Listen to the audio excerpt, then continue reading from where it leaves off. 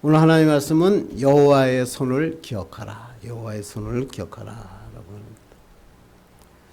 제가 옛날에 참 우리가 영화 설교를 굉장히 많이 했어요. 제가 영화 설교만 한 100편 넘게 한 것 같은데. 영화 설교에 보면은 닥터 지바고라는 영화가 있습니다. 러시아 노벨상 수상자인 보리스 파스테르라크라는 사람이 1917년에 일어난 러시아 혁명기를 살았던 한 시인의 파란만장한 삶을 그린 참 닥터 지바고. 지금도 가끔가다 나오면 제가 보는데 참 좋습니다. 근데 이 영화에 뭐 여러 가지도 있지만 이 영화의 마지막 장면이 참 저한테는 많은 은혜를 끼칩니다. 닥터 지바고의 형은 지바고의 친딸을 찾으려고 애를 씁니다. 그러다가 한 소녀를 만났는데 그 소녀는 분명히 닥터 지바고의 딸인 것으로 이 형은 알았습니다. 그래서 그녀에게 지바고의 얘기를 들려주면서 여러 가지 질문을 합니다. 그 중에 소녀에게 이렇게 얘기합니다. 너는 왜 아버지와 헤어지게 됐느냐? 그러자 소녀는 당황해서 얼굴입니다. 왜? 거기서 가슴 아픈 사연이 있었기 때문입니다. 어렵게 입을 땐 소녀가 이렇게 얘기를 합니다. 그때는 전쟁 중이었어요. 거리는 온통 불바다였고요. 저를 보호해 줄 수 있는 상황이 아니었어요. 그러자 장군은 다시 그녀에게 묻습니다. 그거 말고 정말 아버지와 헤어진 이유가 뭐지? 그러자 할 수 없이 그 소녀는 이렇게 가슴속에 묻어두었던 말을 꺼냅니다. 사실은 아버지가 제 손을 놓아버렸어요. 그러자 당군은 단호한 어조로 말합니다. 그러면 그렇지. 그 사람은 내 아버지가 아니란다. 아버지는 어떠한 상황에서도 자식의 손을 놓지 않는 법이지. 너의 친아버지는 바로 닥터 지바고란다. 너무 멋지지 않아요? 아버지는 전쟁터에서 절대 자식의 손을 놓지 않습니다. 왜 그럴까요? 자식을 사랑하기 때문에 그렇습니다. 그렇다면 하물며 자기의 독생자까지 내어주고 십자가에 내어주기까지 우리를 사랑하시는 하나님은 어떠시겠습니까? 하나님께서는 어떠한 경우라도 우리의 손을 놓지 않으시는 분입니다. 하나님의 그 능력의 손으로 우리를 붙잡고 우리를 이끌어 주시는 분이 하나님이십니다. 그래서 헬렌 켈러는 그 삼중 장애인이면서 이렇게 얘기하잖아요. 하나님의 손에 이끌린 맹인이 눈뜬 사람보다 낫다. 하나님 손에 이끌린 맹인이 눈뜬 사람보다 낫다라고 이야기하는 것입니다.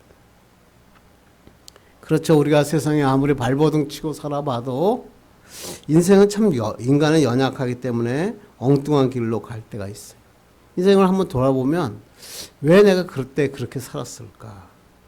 그런데 그때 항상 생각하는 게 있습니다.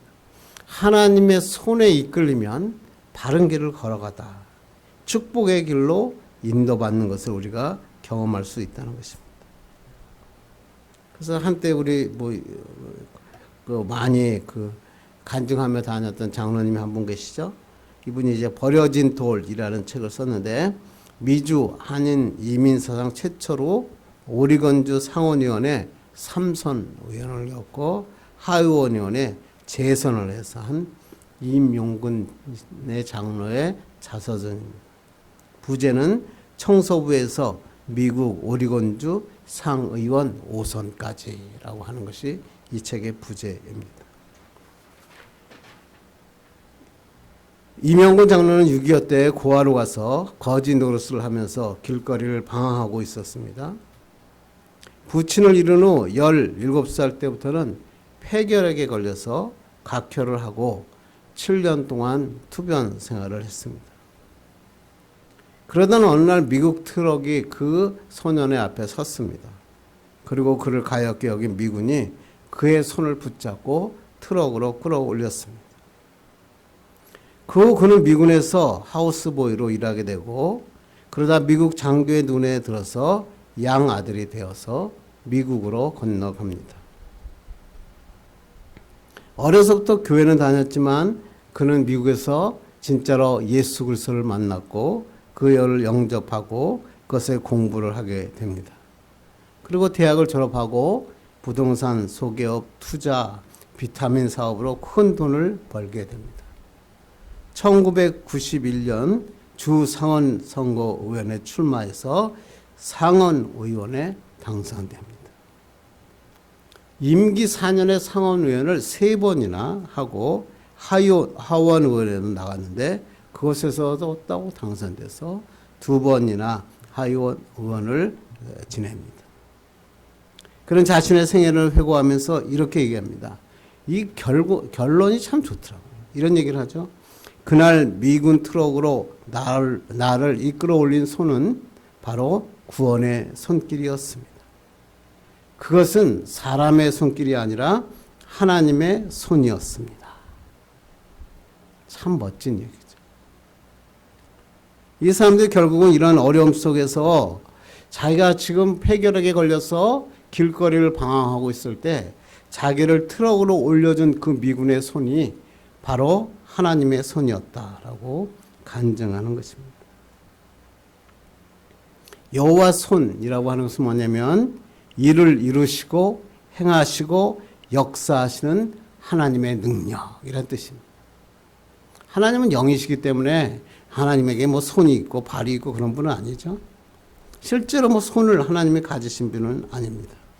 그런데 성경에서 살아계셔서 우리를 인도하시고 하나님의 능력으로 붙잡아 주신다고 얘기할 때 항상 여호와의 손이라는 표현을 쓰고 있습니다. 사람들도 손을 말할 때 뭐 인체의 꼭 한 부분으로 얘기하지 않죠. 어떤 일을 서로 협력할 때 손을 잡는다 그렇게 얘기하고 서로 간의 의견을 안 맞거나 팀워크가 안 맞으면 손발이 안 맞는다 이렇게 얘기하죠. 어떤 나쁜 일을 하다가 거기서 떠나는 때는 손을 씻는다 그렇게. 나서 누구를 보복하려고 하면 손을 봐준다 이렇게 우리가 얘기하잖아요. 하나님의 손을 말할 때도 마찬가지입니다. 하나님께서 우리와 같이 손을 가지셨다 이런 뜻이 아니라 하나님이 역사하신다 이런 얘기죠. 그래서 이사야를 보면 내 손이 땅의 기초를 정하였고 내 오른손이 하늘을 폈으니 그러죠. 시편에서는 손을 펴사 소원을 만족하게 하시고 여호와의 손은 천지를 창조하신 손이다. 보존하시고 복주시는 손이다 이렇게 얘기합니다. 뿐만 아니라 죄 가운데 있는 자를 심판하시는 하나님의 손을 의미하는 것입니다. 그래서 많은 사람, 그런데 이제 많은 사람들의 문제는 뭐냐면 우리가 인생을 막 살아가면서 우리를 붙잡아 주시고 우리를 구원하시고 인도해 주시는 하나님의 능력의 손을 잊어버릴 때가 있습니다. 그러나 우리가 잊어버리지 말아야 되는 건 뭐냐면 우리가 아무리 힘들고 절망 가운데 빠져도 여호와의 손은 절대로 우리를 놓지 않으신다는 것입니다. 하나님은 역사하시고 하나님의 손을 통해서 우리를 기억하시고 우리를 붙잡게 하십니다. 그러면 항상 성경은 그런 얘기를 하죠. 그렇다면 어떻게 우리가 여호와의 손을 기억하고 붙잡을 수 있습니까? 그리고 여호와의 손을 붙잡으면 어떤 기적이 일어납니까? 그것이 우리가 신앙생활하는 이유죠. 오늘 본문이 그거예요. 여호와의 손은 지금도 역사하고 계시고 이 손을 통해 하나님의 역사하심을 모든 사람들이 알게 하셨다라고 하는 것이 오늘 본문의 내용입니다. 여러분 잘 아시다시피 본문의 배경은 이스라엘의 절망의 수렁 속에 빠져 있을 때입니다. 지난 시간에 우리가 이스라엘이 블레셋과의 전투에서 승리하게 해서 실로의 성전에 있는 언약궤를 지성소에 갖고 와서 전쟁터로 가져왔습니다. 그런데 블레셋에게서 대패를 합니다. 이스라엘은 블레셋 전투에서 3만 명의 전사자를 내었고 홈리와 비나스는 여호와의 궤를 빼앗겼고 죽임을 당하며 이 소식을 들은 엘리 제사장은 의자에서 뒤로 넘어져 죽었습니다. 한마디로 이스라엘은 전쟁에서 패했고 언약궤는 빼앗겼고 제사장은 죽는 최악의 상황을 만나게 된 것입니다.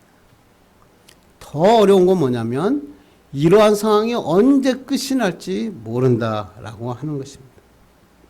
그리고 그들이 이렇게 생각했습니다. 하나님은 이제 아무도 우리를 도와주지 않는구나. 하나님의 능력이 없는 분 아니신가. 이렇게 생각하는 것입니다. 그러나 성경은 이렇게 얘기하는 거예요. 이스라엘이 실패했다고 하나님이 실패한 것이 아니다. 이 모든 것이 무너지고 절망 가운데 있더라도 하나님의 손은 역사하신다. 그게 오늘 본문의 내용입니다. 그래서 오늘 본문 한번 살펴보겠습니다. 1절, 2절 한번 보겠습니다. 시작. 블레셋 사람들이 하나님의 괴를 빼앗아 가지고 에벤에셀로부터 아스돗에 이르니라. 블레셋 사람들이 하나님의 괴를 가지고 다곤의 신전에 들어가서 다곤 곁에 두었더니, 블레셋 사람들 얼마나 좋았겠어요. 여호와의 괴를 갖고 온 그 사람들을 이 에벤에셀에서 완전히 승리하고 하나님의 괴를 빼앗아서 자기 아스돗으로 갑니다. 아스돗은 예루살렘에서 한 56km 정도 떨어진 것으로서 블레셋의 5대 도시 중 가장 핵심적인 중요한 도시였습니다. 그 아스돗에서는 블레셋 민족이 섬기는 다곤이라고 하는 신전, 그걸 모셔놓는 신전이 있었습니다. 이 다곤은 가나안 신화에 의하면 다곤은 엘신의 아들이고 바알신의 아버지고 물고기 모양으로 그 물고기 모양의 곡식신이다 이렇게 이야기를 했습니다. 근데 어떤 사람은 이제 이거를 풍요를 가져주는 곡식신이 아니라 해양에서 해양을 지키는 해양신이다 이렇게 말하는 사람도 있다고 합니다. 왜 그러냐면 아래쪽이 보니까 지금 보시면 물고기 모양을 하고 있죠. 그리고 위에는 사람 모양을 하고 있기 때문에 블레셋 사람이 원래 해양 민족인데 그때 이 해양 민족인 이 다곤을 섬겼을 것이다 라고 말하고 있습니다.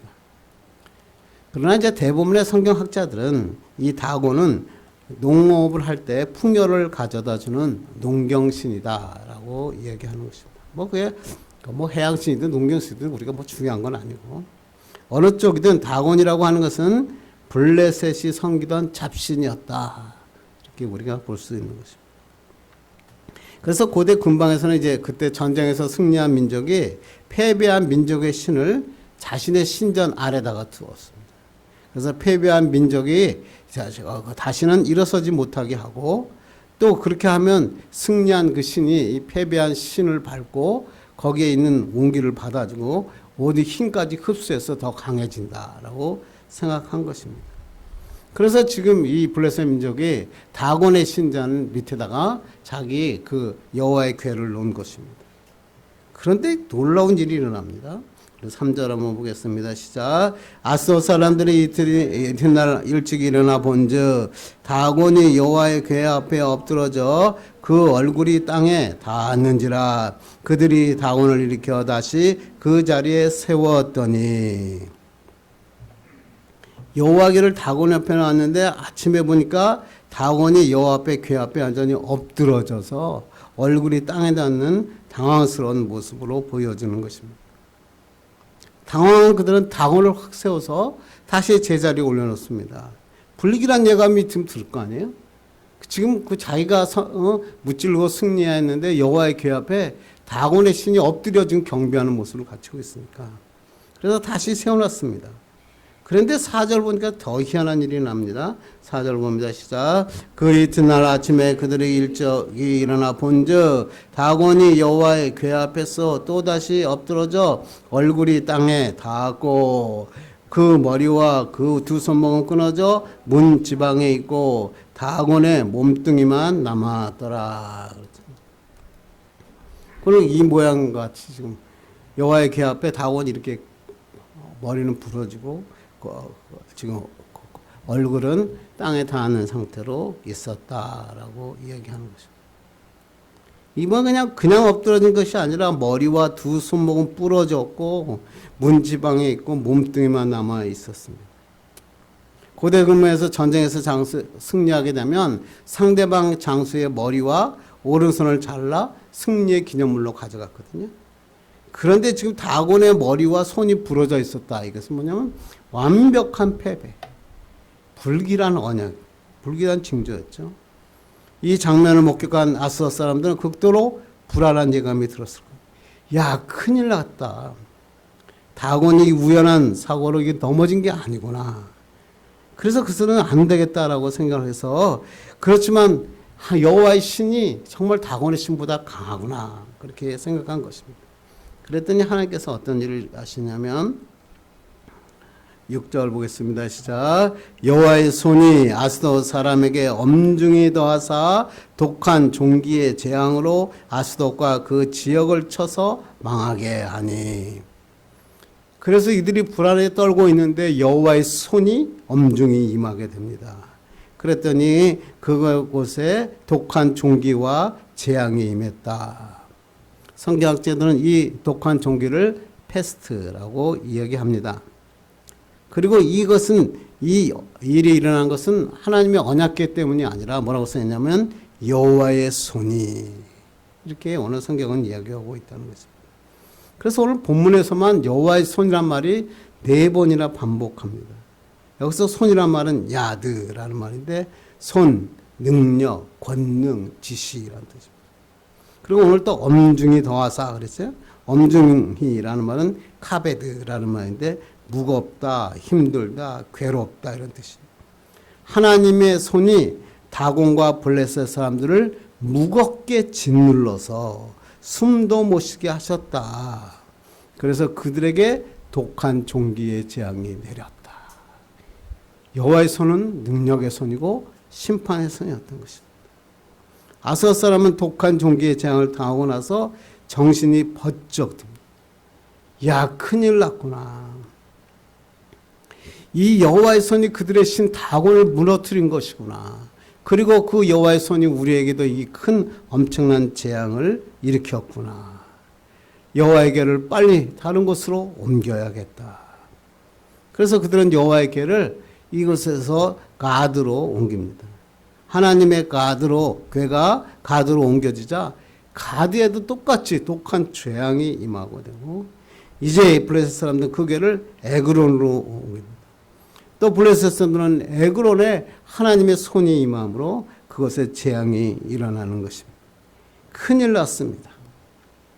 그래서 11절 보겠습니다. 시작. 이에 사람을 보내어 블레셋 모든 방백을 모으고 이르되 이스라엘 신의 궤를 보내어 그 있던 곳으로 돌아가게 하고 우리와 우리 백성이 죽임당함을 면하게 하자 하니 이는 온 성읍이 사망의 환난을 당함이라.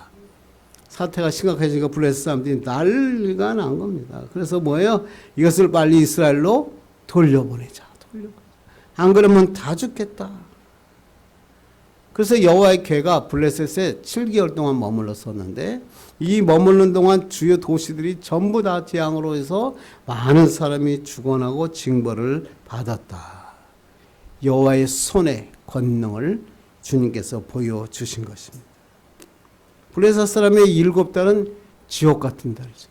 갑자기 잘 살았는데 모든 사람이 여호와의 궤가 딱 들어오니까 여호와의 손이 임해가지고 다 죽게 되는 엄청난 그 지옥 같은 재앙의 시간을 보내는 것입니다. 이스라엘과 싸워서 이겨서 여호와의 궤를 붙잡고 자기네들이 승리에 도취하고 싶었는데 아무것도 못한 것입니다. 이스라엘은 패배했지만 하나님은 패배하지 않으신다라는 것을 보여주시는 것입니다. 왜 그럴까요? 하나님은 절대로 패배하지 않으시는 전능자이시기 때문에 그렇습니다. 이스라엘이 패한 것은 그들이 하나님을 떠났기 때문이지 하나님의 능력이 없어서가 아니다라고 오늘도 이야기하는 것입니다. 그래서 하나님께서는 이스라엘 떠나지 아니하시고 하나님의 손을 펴사 이스라엘에게 지금도 살아계셔서 역사하심을 보여주신 것입니다. 그 여호와의 손은 지금도 살아계셔서 역사하십니다. 우리가 비록 실패하고 또 실패가 꼭 뭐 세상의 것 때문에 문제가 아니라 우리가 실수할 수 있어요. 하나님을 떠날 수 있거든요. 하나님의 사람답게 살지 못해서 어려움에 처할 수도 있어요. 그럼에도 불구하고 하나님은 살아계셔서 우리의 손을 펴시고 우리에게 역사하신다. 오늘 성경은 분명히 말하고 있다고 하는 것입니다. 그러니까 우리가 어렵고 힘들 때 어떻게 하면 돼요? 여호와의 손을 의지하고 그 손을 기억하고 하나님 앞에 나가면 되는 것입니다. 그러면 하나님께서 손을 펴시고 하나님의 손을 펴서 우리에게 구원하여 주시고 실패해서 승리의 삶으로 바꾸어 주시는 것입니다. 왜 그럴까요? 저는 이게 나이가 드니까 제일 좋은 말이 그렇더라고요. 하나님이 저를 위해 놀라운 계획을 준비하셨다. 아름다운 결말을 하나님은 준비하셨다. 그것을 향하여 나는 지금도 달려가고 있다. 그렇게 생각할 때 우리는 기쁨과 감사가 넘쳐나는 것입니다. 그렇게 하면 어떻게 하면 우리가 여호와의 손을 기억할 수 있습니까? 어떻게 하면 여호와의 그 손의 능력을 의지하며 살 수 있습니까? 그게 오늘 본문이 이야기하고자 하는 얘기입니다. 첫째가 뭐냐면 능력의 근원을 알아야 된다. 여러분 세상에 살아가면서 이 세상을 지배하고 인도하는 능력의 근원이 어디 있는가? 여기는 확실한 믿음이 있어야 된다라고 하는 것입니다. 오늘 한번 2절을 보겠습니다. 시작. 블레셋 사람들이 하나님의 괴를 가지고 다곤의 신전에 들어가서 다곤 곁에 두었더니 블레셋 사람들은 하나님의 괴를 다곤의 곁에 두었습니다. 그래서 아마 다곤을 배득 두면서 이 다곤의 괴가 이 다곤의 신상이 하나님의 괴 정도는 충분히 무찌를 것이다 라고 얘기하면서 대결 구도를 아마 만들었겠죠. 그러나 우리가 알다시피 하나님과 다곤의 능력을 비교한다는 거 그건 자체가 말이 안 되죠. 다곤은 외형적으로만 크고 그 아무것도 돌에 불과하잖아요. 무슨 능력이 있겠어요. 그래서 우리가 4절 한번 다시 한번 우리가 보아요. 4절이 너무 좋아서 다 읽겠습니다. 시작. 그 이튿날 아침에 그들의 일찍이 일어나 본즉 다곤이 여호와의 궤 앞에서 또다시 엎드러져 얼굴이 땅에 닿았고 그 머리와 두 손목은 끊어져 문지방에 있고 다곤의 몸뚱이만 남았더라. 저는 설교 준비하면서 이걸 몇 번 읽었겠어요. 근데 너무 통쾌하더라고요. 같이 놔뒀는데 다곤 신상이 넘어지면서 목이 부러지고 손목이 부러지고 다 날라지고 다곤이 풍년을 보장한다고 능력 있는 신이라고 블레셋 사람들이 믿고 있었는데 하나님의 궤가 딱 있는데 그 궤 앞에 전부 엎드려진다는 것입니다. 아니 지금 다곤이 능력이 있어서 우리를 풍요롭게 한다고 블레셋은 믿고 그 앞에 제사를 짓고 지내고 신전을 지었는데 이건 아무런 능력도 없는 돌덩이에 불과하다는 것을 보여준 것입니다. 그러나 하나님은 다곤과는 비교할 수 없죠. 능력의 근원이 되시는 하나님은 다곤을 완전히 엎드러지게 하시고 목과 손을 끊어버리시고 참된 하나님을 보여주셨다. 블레셋은 두려움 가운데 떨 수밖에 없었죠. 하나님은 능력 있는 분이시구나. 그들은 알게 된 것입니다. 이 하나님께서 이런 놀라운 능력을 우리에게도 보여주길 원하세요. 너의 인생에 내가 너와 동행하겠다. 간섭해 주시겠다. 그렇다면 하나님은 어떤 분이십니까? 하나님은 전지전능하신 분이죠. 우리의 과거도 알고 현재도 알고 미래도 모두 아시는 분이고 우리의 약점도 아시고 강점도 아시고 우리의 허물도 다 아시는 거예요. 그 아는 것에서 그치시는 분이 아니라 우리를 사랑하셔서 그 하나님의 능력으로 모든 것을 이루시는 분. 그 능력은 불가능한 것이 없으시고 모든 것을 가능케 하시는 분입니다. 그래서 우리가 어려움이 있을 때 이 전지전능하신 하나님의 손만 붙잡으면 승리합니다. 두 번째로 하나님은 신실하신 분입니다. 한번 약속하신 것은 절대로 놓지 않으십니다. 아까 닥터 지바고처럼 손을 절대 놓지 않은 분이 하나님이십니다. 끝까지 사랑하십니다. 이스라엘 백성들이 하나님을 떠나서 전쟁에 나서 패배했을지라도 하나님은 아브라함과의 약속을 잊지 아니하시고 그를 다시 지켜주시고 이끌어 주시는 것입니다. 그러므로 우리는 이러한 전지전능하시고 우리의 신실하시고 우리를 사랑하시는 하나님을 믿어야 됩니다. 하나님만이 모든 능력의 근원이 되심을 믿고 그분 앞에 나갈 때 우리는 어떠한 상황이 와더라도 일어날 수 있습니다. 하나님이 약속하신 아름다운 결말을 맺게 되는 것입니다. 그러면 여러분 세상의 다곤을 버리십시오. 세상의 다곤은 아무것도 아닙니다. 능력의 근원이 되신 하나님만 붙잡기를 간절히 바랍니다. 제가 이상하게 루터 얘기를 자꾸만 하게 되더라고요. 종교개혁 당시 수도사가 수녀를 아내로 맞아 결혼하는 것은 정말 엄청난 사건이었죠. 근데 루터는 결혼은 하나님의 선물이다 이렇게 얘기하고 소중한 보물이다. 그래서 하나님 다음으로는 아내다 이렇게 할 정도로 엄청난 그 아내에 대한 사랑을 갖고 있던 얘기죠. 루터는 하나님의 말씀 다음으로 거룩한 결혼을 매우 소중하게 여겼다. 1525년 루터는 소녀인 카테리나 폰 보라라고 하는 수녀와 결혼을 합니다. 이 결혼은 엄청난 반항을 일으켰고 결혼 후에 3남 3녀를 얻는데 그 중에서 2명의 딸을 잃게 됩니다. 괴로움의 연속이었죠. 루터와 카트리나는 이 계기를 통해서 다른 6명의 아이를 더 키우고 조카들을 자기가 키우게 되고 고아 20명을 자기가 식구로 맞이해서 함께 키우게 됩니다. 루터는 강인했어요. 그런데 화를 굉장히 잘 내는 성격이었다. 근데 카타리나는 훨씬 더 매사에 온유했고 천부적으로 굉장히 말을 잘했고 남편에 대한 존경심이 많았고 루터는 이 아내 때문에 아내를 매우 존경하며 살았다고 합니다.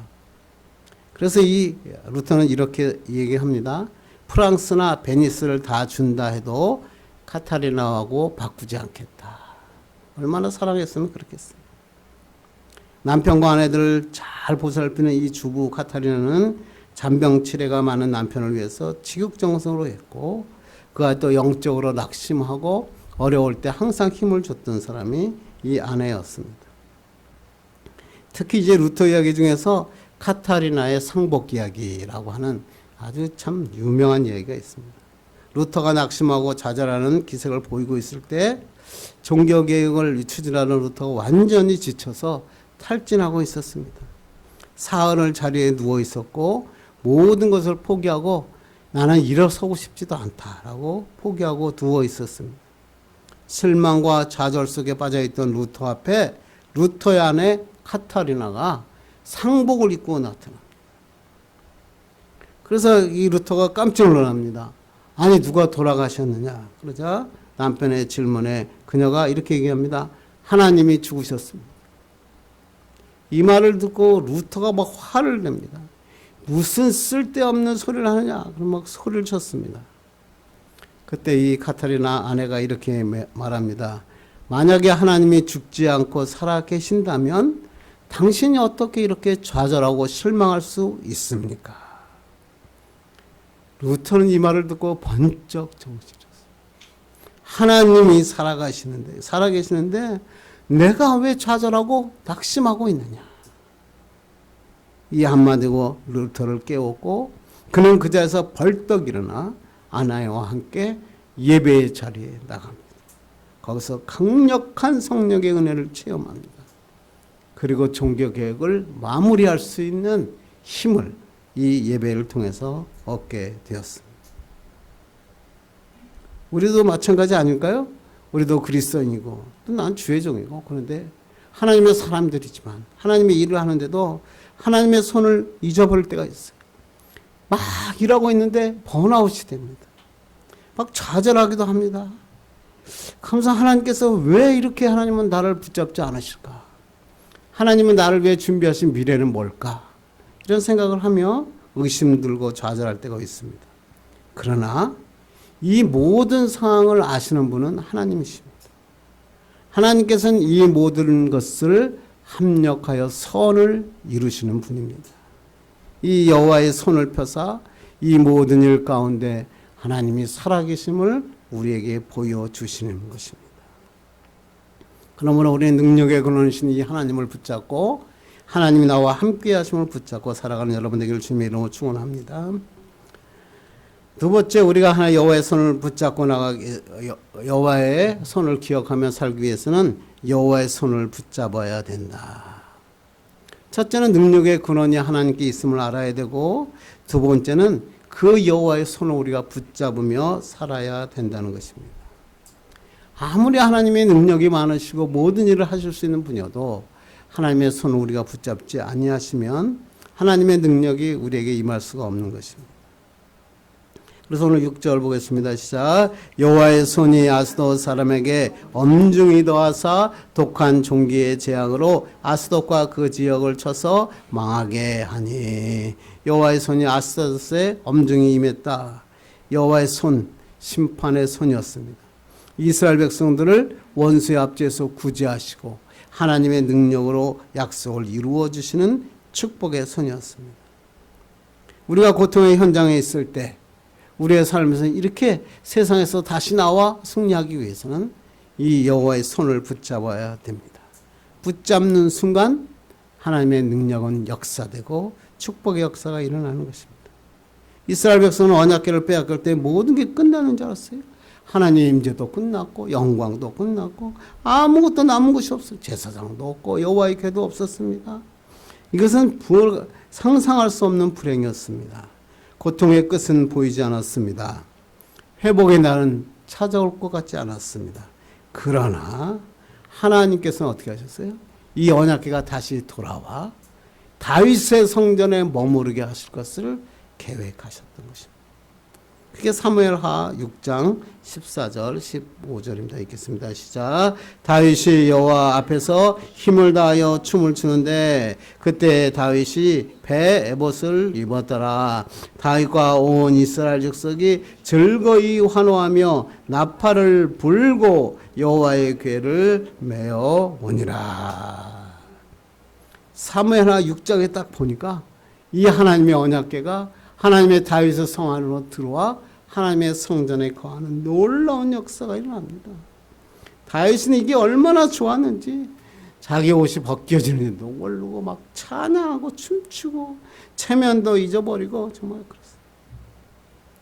우리들의 실패로 인해서 빼앗긴 이 언약궤가 영원히 블레셋 사람의 손에 있을 줄 알았는데 하나님께서는 이 언약궤가 돌아올 것을 미리 계획하셨고 예비하셨고 준비하셨다. 마찬가지 아니에요? 우리에게도 고난이 오고 눈물을 흘릴 날도 있고 슬픔이 찾아오고 절망 가운데 있을지라도 하나님 뭐요? 우리를 위한 축복의 기회를, 축복의 역사를 인도하셨다. 그래서 우리는 어떻게 하면 돼요? 여호와의 손만 붙잡으면 돼요. 사람은 실패할 수 있어도 하나님은 절대 실패하지 아니하신다.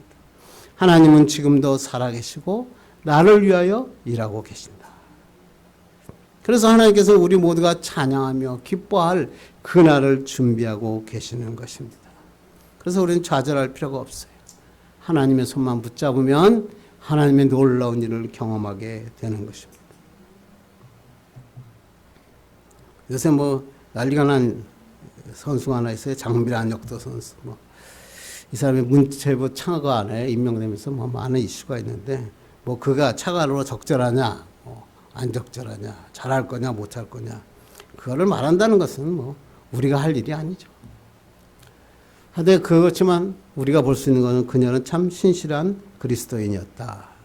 그의 어머니는 이현자 집사인데 어떤 그 기사에 보면 전도사 이렇게 나오기도 하고 그런데 장미란 선수는 이 어머니의 기도를 항상 잃지 않고 시합에 임했다고 합니다.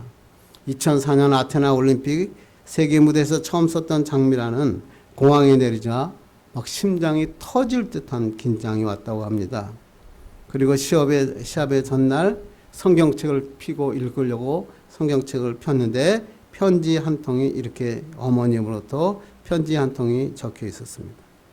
사랑하는 미란아, 내가 세계를 다스리고 정복하는 믿음의 딸이 되길 바란다. 장미란 화이팅! 이렇게 써 있었습니다. 어머니가 써진 이 편지를 보면서 나는 하나님께서 나를 통해서 믿음의 딸로 하나님은 보여주실 것이다 라는 확실한 믿음을 가지고 경기에 임할 수 있었다고 합니다. 2008년 베이징 올림픽에서 그가 그전에는 은메달에 그쳤는데 금메달을 드디어 땁니다. 마지막 결선 마지막 시간에 죽을 현물당에 엮기를 들었습니다. 팔다리가 흔들리고 온몸에 피가 역류했습니다. 젖먹던 힘까지 다 동원했는데 엮기를 들 수 없었다고 합니다. 그래서 하나님께 기도했습니다. 하나님 도와주십시오. 하나님의 손으로 들게 해 주십시오. 왜 엿기를 하면 외치면서 엿기를 들었는데 글쎄 세계 신기록으로 금메달을 딴 것입니다. 하나님의 손으로 들어주셨구나. 그래서 그 기도의 세레머니는 세레머니가 아니라 진정한 기도였다. 그렇게 장미라는 이야기합니다.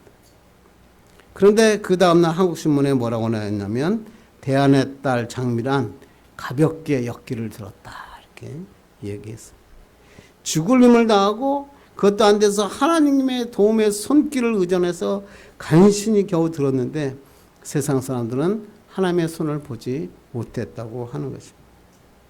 우리 인생도 마찬가지 않아요? 야, 내가 잘 살 줄 알고 내가 멋지게 살 줄 알았는데 보니까 세상에 우리 인생에 가볍게 들 수 있는 거는 하나도 없더라고요. 참 힘들더라고요. 무겁더라고요. 내 힘으로 안 되는 게 참 많더라고요. 어떻게 해야 될까요? 하나님의 손을 붙잡아야겠죠. 그렇게 하기 위해서는 기도해야겠죠. 우리에게 감당할 수 없을 때 하나님 앞에 나아가 하나님의 손을 붙잡고 하나님 앞에 간구하는 것입니다. 그렇게만 하면 하나님의 놀라운 역사를 일으켜 주시고 질병의 문제를 가지고 있을 때 질병을 해결해 주시고 경제적인 문제가 있을 때 문제를 해결해 주시고 사업의 문을 열어주시고 아름다운 마지막 결론을 향하여 달려갈 수 있도록 인도하여 주시는 것입니다. 이제 말씀을 맺으려고 합니다. 저번에도 제가 한번 했던 플로렌스 체드윅이라고 하는 사람이죠. 1951년 영국 해협을 왕복으로 헤엄쳐서 건넌 최초의 여성이었습니다. 그녀는 36세가 되던 해 1952년 7월 4일 로스앤젤레스에서 멀지 않는 카타리나 성에서부터 캘리포니아 해변까지 헤엄쳐 가겠다고 선언을 했습니다. 그래서 난리가 났습니다. 35km인데 마시지도 않고 쉼없이 수영해야 되는 어려운 코스였습니다. 굉장한 화제가 되었고 텔레비전이 생중계에 나왔고 그 고래를 보호하는 쇠망이 쳐졌고 모든 사람이 중계 카메라가 달려가고 있었습니다. 그는 15시간 계속 먹지도 않고 수영을 했습니다. 그런데 갑자기 짙은 안개가 몰려오기 시작합니다. 안개를 헤치고 나가던 이 플로렌스가 사력을 되었지만 점점 힘이 빠졌습니다. 결국 그는 기권을 하고 맙니다. 그리고 따라오던 구조선에 승선했습니다. 그런데 이게 무슨 일입니까? 배를 타고 와보니까 육지에 보니까 자신은 불과 육지에 800m 정도밖에 남지 않았는데 그거를 남기고 기권을 한 것입니다. 기자들이 얘기합니다. 왜 실패했습니까? 그녀가 이렇게 얘기합니다. 추위 때문도 아니었습니다. 피곤함 때문도 아니었습니다. 사실은 안개 때문이었습니다. 더 정확히 말하면 안개 때문에 목표를 볼 수가 없었기 때문에 나는 실패했습니다. 플로렌스는 2달 후에 다시 재도전을 합니다. 두 번째 도전한 날은 안개가 더 많이 끼었고 바닷물은 이전보다 더 차가웠습니다. 더 악조건에서도 플로렌스는 도전장을 내밀었고 두 번째 시도 만에 성공을 합니다. 그리고 그 성공은 이 성공한 사람 기자들이 얘기합니다. 이번에는 어떻게 성공할 수 있었습니까? 그러가 그 여가 분명히 이렇게 얘기합니다. 예, 이번에는 제 마음에 분명한 목표가 있었습니다. 안개 너머의 아름다운 캘리포니아 해변이 내 마음속에 있었습니다. 당시 남자들이 세웠던 기록을 2시간이나 단축하며 신기록으로 이 해협을 성공합니다. 인생의 성공의 삶을 살기 위해서는 목표가 보여야 돼요. 이 목표는 우리의 육안으로 보는 보이지 않습니다. 그래서 이 사람들은 육안으로 보이지 않기 때문에 목표가 무엇인지 내가 도달할 수 없을 것 같다는 생각 때문에 포기하고 좌절합니다. 그러나 성경은 우리에게 얘기합니다. 우리의 목표는 육안으로 보는 것이 아니라 믿음의 눈으로 보는 것이다. 믿음의 눈으로 보면 승리할 수 있습니다. 믿음의 눈을 들면 여호와가 함께 하시고 여호와의 손이 나를 인도하고 계심을 알 수 있는 것입니다. 우리도 이러한 하나님의 축복의 여호와의 손을 끝까지 붙잡고 승리해서 어디를 가든지 하나님의 살아계심을 증거하는 자로 살기를 주님의 이름으로 축원합니다. 기도하겠습니다. 하나님 감사합니다. 우리가